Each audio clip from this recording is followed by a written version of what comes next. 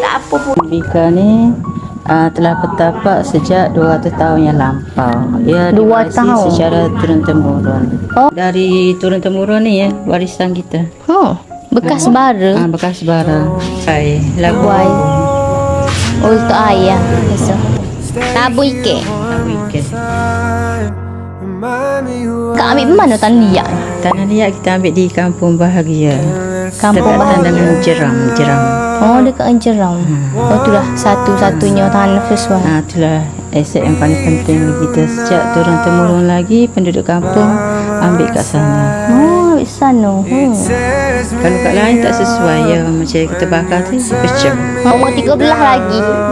Mak emah buat tembika ni. Kalau ni umur 60 ni. Kat 70 dah. Ni baru siap buat ni. Ya, tu dia. Ini adalah tanah liat. Tapi yang hebatnya tanah liat ni, daripada tanah boleh dijadikan pelbagai. Boleh jadi puyuk, boleh masak terapur, boleh buat hias deh. Hebat benda semula jadi. I know this isn't easy. Don't tell me that